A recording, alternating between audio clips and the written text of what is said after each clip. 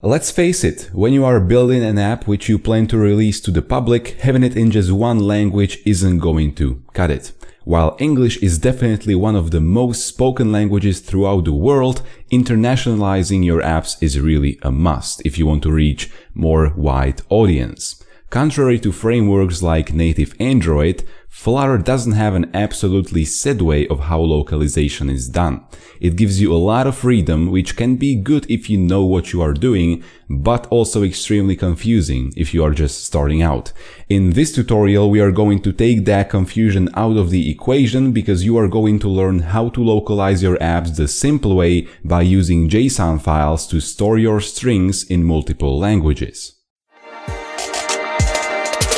Hello, welcome to ResoCoder, and this is the kind of app that we will be building in this tutorial. It's really simple. It contains just multiple text widgets, but these can be translated except for the last one, which will not be translated as it writes right inside that text widget.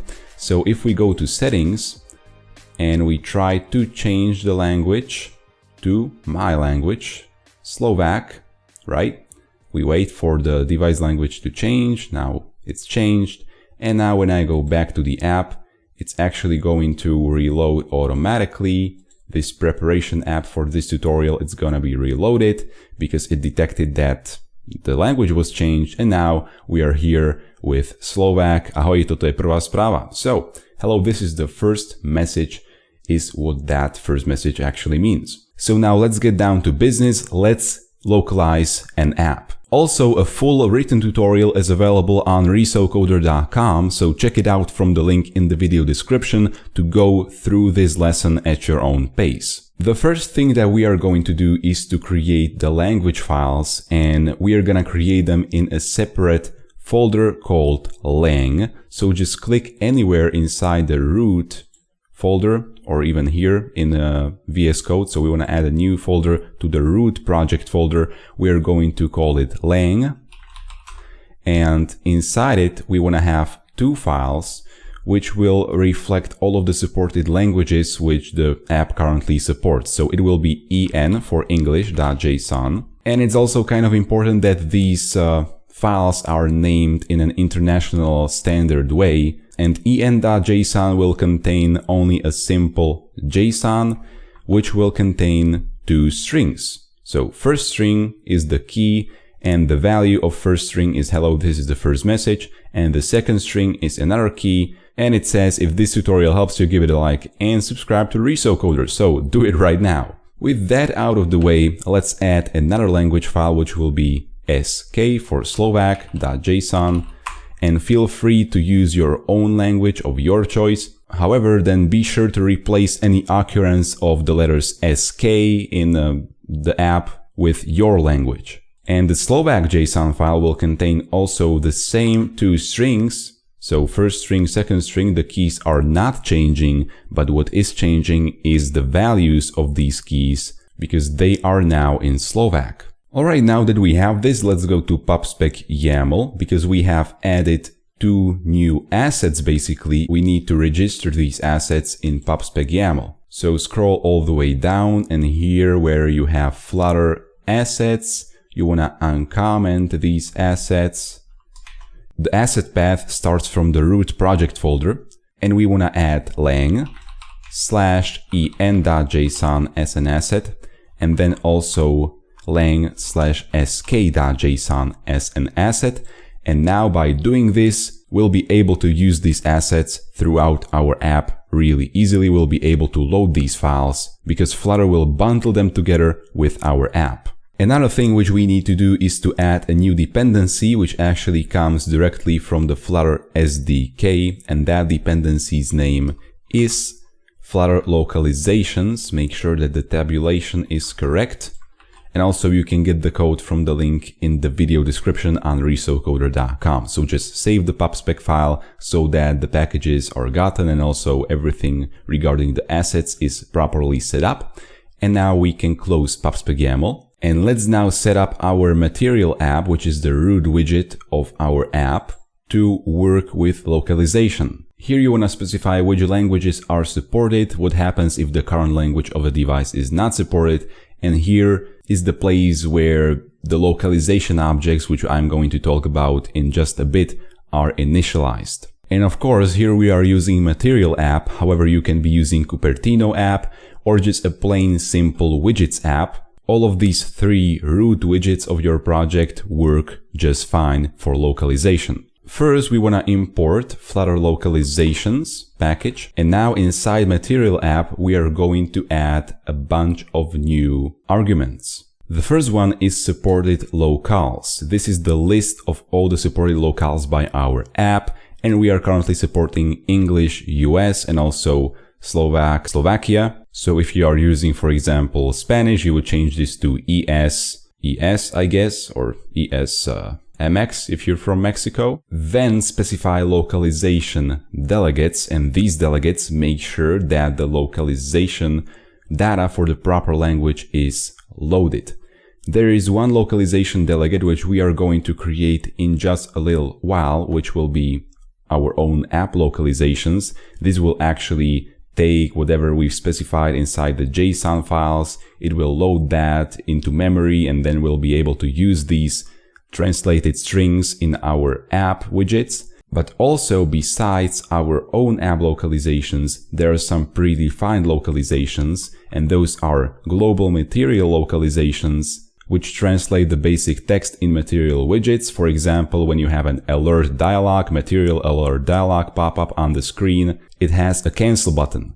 But you don't specify that cancel text yourself. It's actually taken from these global material localizations by the material package, and the cancel button is actually automatically translated into many different languages if you specify the global material localizations delegate right here. And then the last one is global widgets localization, which just changes the text direction from left to right to left for languages which are written right to left. Then finally, we need to write some localization logic, which will be local resolution callback, which returns a locale which will be used throughout the app. And what we want to do here is to check if the locale which we are trying to load now, so basically that's the locale of the device, is among the supported locales. So we go through every single supported locale in our supported locales, which are, by the way, taken from this list, which we've specified at the top. And if the locale which we are trying to load is supported, we just return the supported locale, which at that point is equal to the locale which is being passed in. So you could also just return locale here. However, if the locale which we are trying to load is not supported, we want to return some locale, some default fallback locale. And a good way to do this is to, for example, return the first supported locale and make that first locale to be English, as we've done here, right? And US. So whenever we would be trying to load, for example, Spanish, currently Spanish is not supported, so we would be displaying everything in English. Similar to how there are global material localizations, we also want to have app localizations, which will also provide a delegate which will facilitate the loading of the JSON files into memory. So let's now create a new file under the lib folder. We're going to call it applocalizations.dart, and let's create a new class applocalizations. We first want to import a bunch of packages over here, Dart async, Dart convert, material, and then also Flutter services. And the class applocalizations will have one final field called locale, which will be set directly inside the constructor since it's final. So this will be passed in from the delegate, which we are going to create in just a bit, which is specified right here, applocalizations.delegate. And again, delegates are simply kind of a bridge between Flutter and our app localizations so that the languages are loaded at the proper time and with the proper locale. Then the way that you localize your strings throughout your widget tree is by using an inherited widget syntax.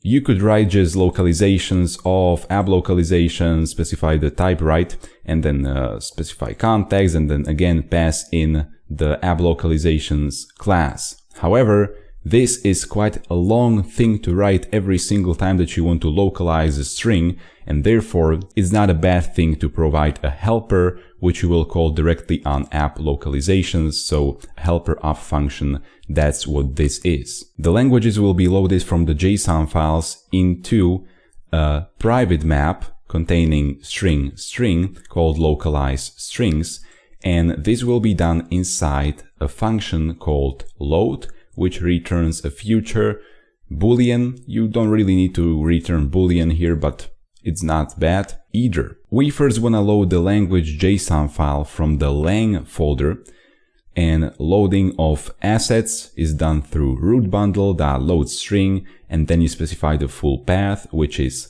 lang, then local.languagecode, so for example en and sk, and then the suffix of the file is .json. This will load the file as a single string, but what we want to do is to create a JSON map from that. However, JSON maps are always string dynamic, and the conversion is simple. Just call json.decode and pass in the JSON string.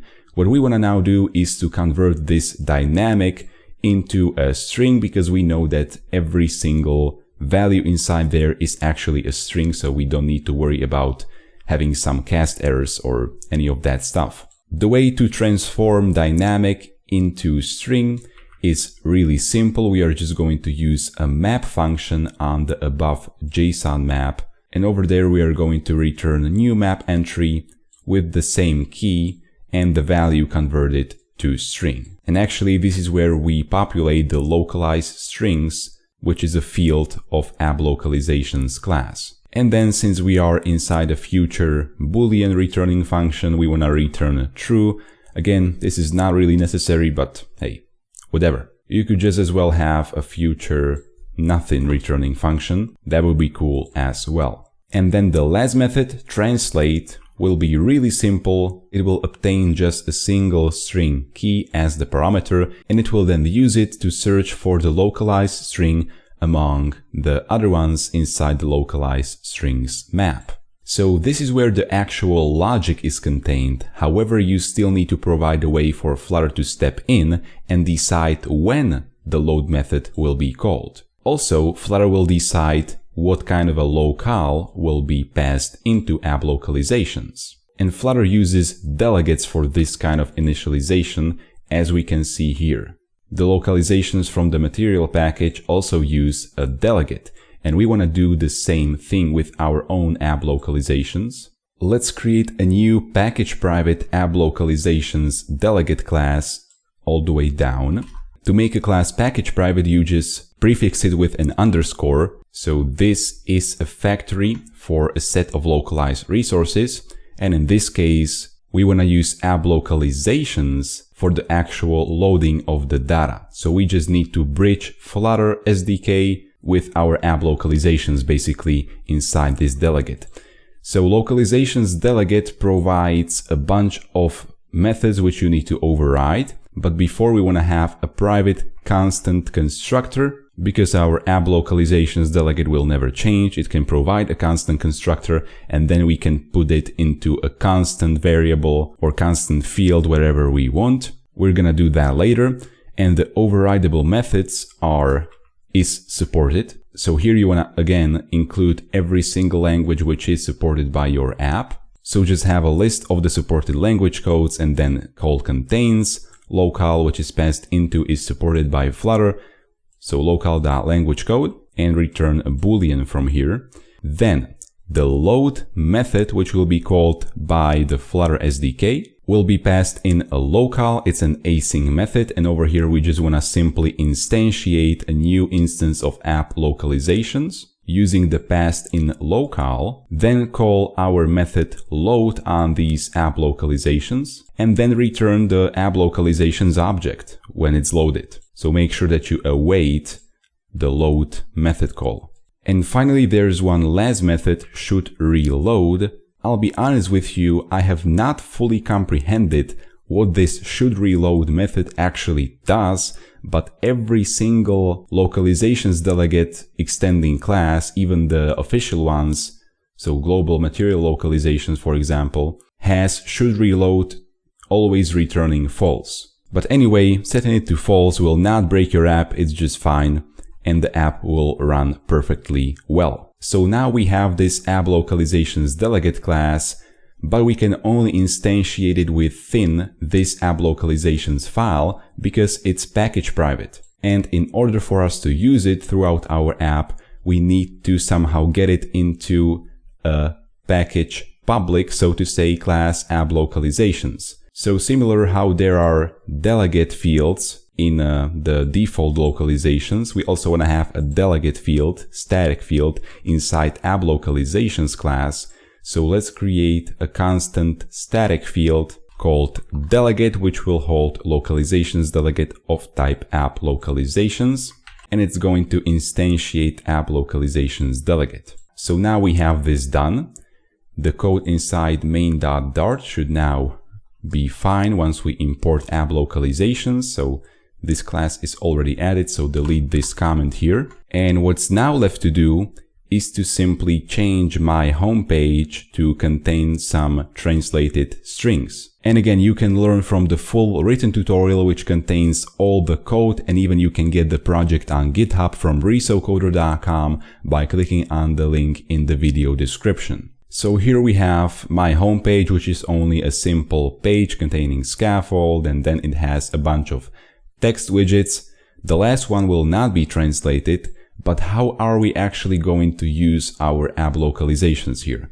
Well, we have that helper of method on app localizations class, so we are probably going to use that. So let's specify app localizations of, passing the context, and then we are going to get the app localizations instance, which is properly set up through the delegate, and on it we just want to call translate with the key first string, and then similarly in the second text widget we want to call translate second string, and now it will all work. So let's launch the emulator. So now we have it in Slovak, and we can also change the device language. So we are gonna change it to English again.